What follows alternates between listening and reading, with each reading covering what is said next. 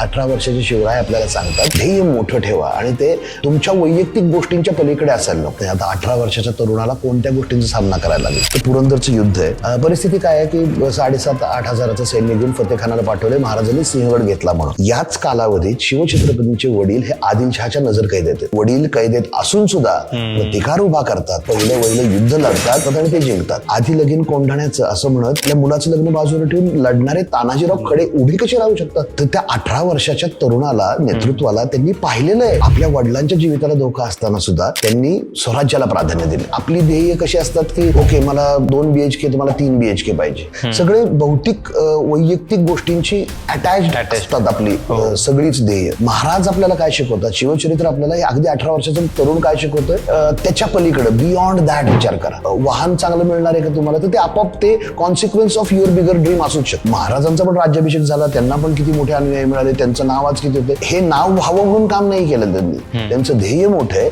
बाकी सगळ्या गोष्टी कॉन्सिक्वेन्शियल. त्याचं UPSC करायचंय. UPSC करून मला काय करायचंय असा विचार ज्यावेळी मुलं करतात. शिवचरित्र त्यांना काय सांगतं की मला राष्ट्रसेवा करायची आहे आणि ती मी कमाल कॉन्ट्रीब्युशन करणार आहे. हे ध्येय असलं पाहिजे आणि त्याच्या टप्प्यावरची पायरी असली पाहिजे UPSC. राईट. मला ट्रॅफिक पोलीस मध्ये जायचं का तिथे पैसा खूप मिळतो. असे ध्येय नका ठेवू. This will not take you anywhere.